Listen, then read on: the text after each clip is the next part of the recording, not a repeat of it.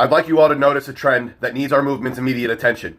And no, just because Tucker Carlson mentioned it doesn't make this new news. This has been a long time coming, but it's now happening at a much more rapid pace, with all signs pointing to Israel striking Al-Aqsa in order to fulfill their ultimate goal of building their satanic Third Temple over the ruins of Al-Aqsa. Not only are illegal West Bank settlements rapidly expanding under the approval of their terrorist government, taking over much of the Jerusalem region, with sanctioned terrorist settler violence at an all-time high under the protection of the terrorist Israeli occupation forces, where Ben-Gvir and his terrorist government just expanded gun permits only for Jewish residents of Jerusalem. Notice that it is specific to Jewish residents of Jerusalem, the home of Al-Aqsa. But Israel is now fully restricting access to the Al-Aqsa compound. You may be saying they always do this. And yes, they do always restrict entrance to Al-Aqsa, but only to a certain point.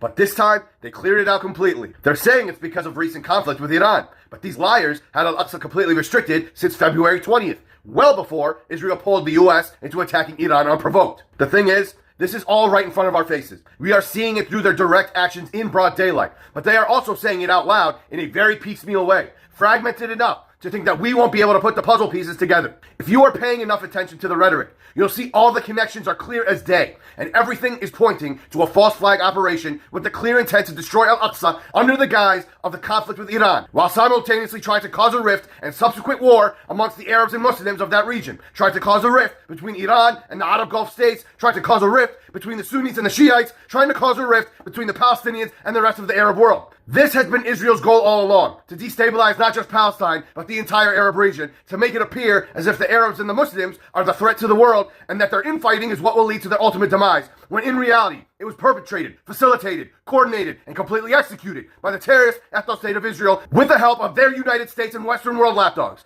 thus further allowing the demonic Jewish supremacist Zionists to achieve their greater Israel goal. Yes, they found themselves the ultimate cretin who thinks he's the prophet of Christianity that can make it all happen, where he is literally praising himself as bringing on a holy war with Iran that he calls God's divine plan, which will bring about Armageddon and the second coming of Jesus in partnership with the chosen ones that ultimately want nothing else than to see all Christians die and burn in hell. Aside from the fact that you've got people like this filthy rabbi saying it all plainly. We don't know, maybe one of the missiles will hit the mosque and clear the place for the third Bet HaMikdash. That could also be a miracle. If it was up to me, the last time when they shot hundreds of missiles, I would pretend that one missile came from Iran and shoot it down.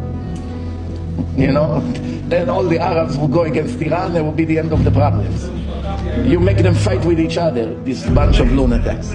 And the fact that their entire society has been continuously trespassing and threatening Al-Aqsa at every waking moment for years and years. And the fact that they not only use images of Al-Aqsa to advertise their fake-ass country and tourism, but actually create ads celebrating a bright future of a destroyed Al-Aqsa and the rise of their satanic Third Temple. And the fact that the Zionist Jewish supremacist children are taught at school at a very young age to want to destroy Al-Aqsa so that one day their satanic Third Temple is built with Arabs becoming their slaves. כשאני אומרת לכם ירושלים, מה עובר לכם בראש? מה זה ירושלים?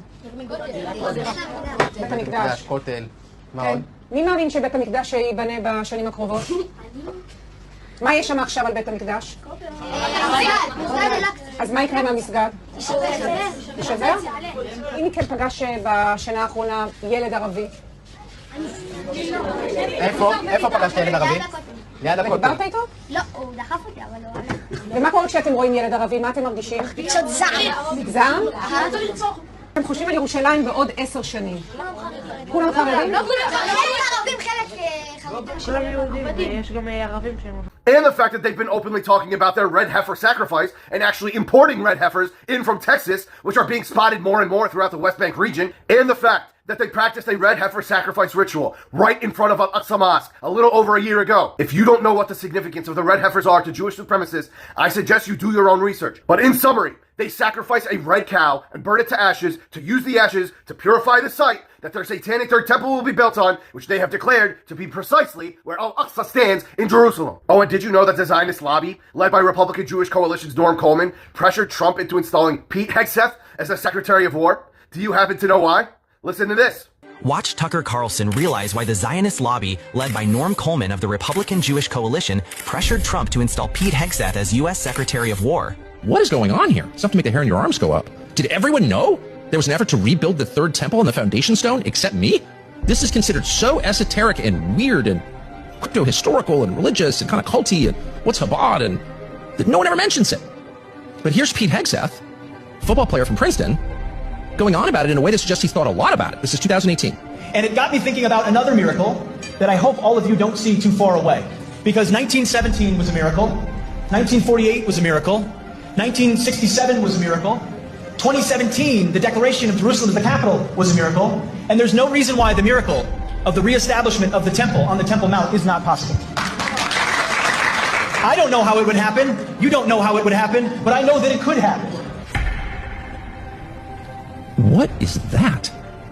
That's the Secretary of War right now, overseeing the war with Iran that people fighting it are starting to say actually is about rebuilding this third temple. It's the same man. So yes, aside from the fact that they've been plotting this forever, this time they are trying to actually make it happen. They found their window and the right player stupid enough to do it. Through their openly brazen tactics to falsely demonize Iran with continuous pathological lies and enough false flag attacks throughout the region and even on U.S. soil so as to lull you into thinking that Al-Aqsa was hit through a misfire by Iran, when in reality, it will be Israel and the U.S. all along. And all of you clowns that actually buy into their demonization of Iran will try to justify the destruction of Al-Aqsa and brush it under the rug as an oops moment while not even batting an eye at the fact that this is Israel's ultimate stamp of the ethnic cleansing of the Palestinian people. Haven't you noticed? The false flags are everywhere now. They're already doing this with the 165 plus Iranian children that the US and Israel killed, trying to blame Iran when anyone with a single brain cell that has seen the US and Israel bomb schools and hospitals as a hobby for the past 3 years knows exactly what happened. Just listen to Trump. Did the United States bomb a girls' elementary school in southern Iran on the first day of the war and kill 175 people? In my opinion, based on what I've seen, that was done by Iran. I think Islam hates us. There's something there that there's a tremendous hatred there. There's a tremendous hatred. We have to get to the bottom of it. There is an unbelievable hatred of us. In Islam itself? You're going to have to figure that out. Israel is also purposely bombing oil, energy, and civilian areas throughout the Arab Gulf region and blaming Iran for it all. When if you literally layer a map of all the attacks executed by Iran over all the U.S. bases in the region, you'd see practically 100% accuracy and efficiency. Where Saudi Arabia and Qatar already arrested Mossad agents planning to bomb energy facilities across their countries, with even the UK admitting that the drone attacks targeting their Cyprus base did not come from Iran, but they didn't have the balls to admit that it came from Israel. And who is internationally known to purposely strike oil and energy sites and civilian infrastructure, where the US and Israel just bombed the Iranian oil facility and water desalinization plants immediately after Iran said that they would no longer attack bases in the Gulf states if they can guarantee that no US attacks originate from the Arab Gulf states?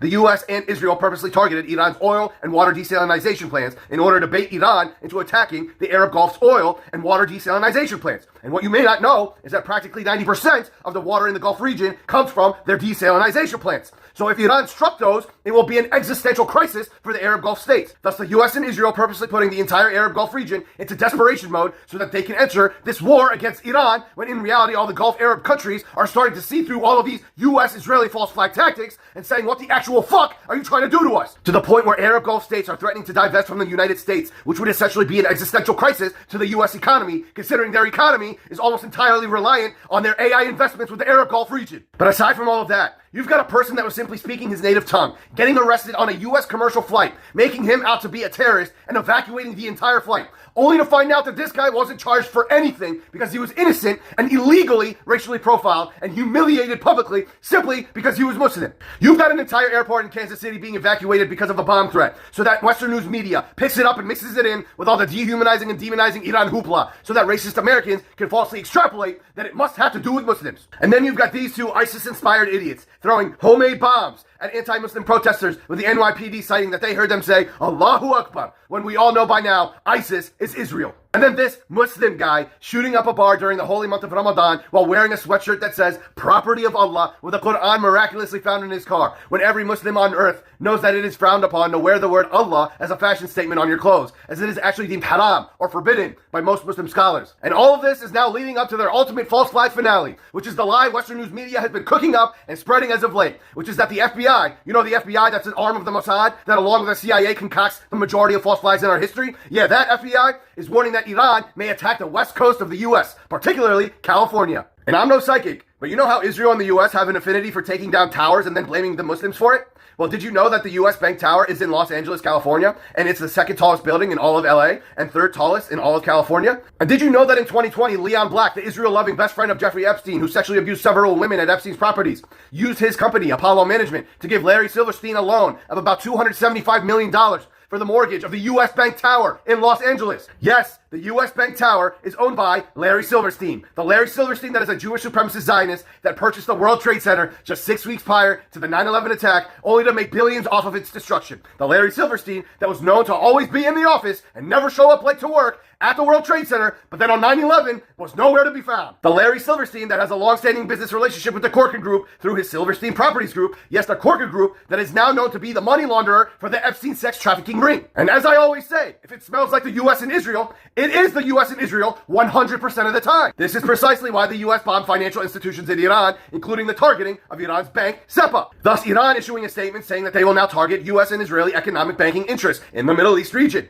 And what better timing to start a narrative that Iran is planning to target California than right now? In fact, the U.S. is now reporting that there are 4 drones that were stolen from Fort Campbell and that the U.S. Army is offering $5,000 for any information around their whereabouts. So if you currently work at the U.S. Bank Tower in Los Angeles, I'm going to just say that you reconsider your career choice, because the U.S. and Israel may be plotting a sequel to 9/11.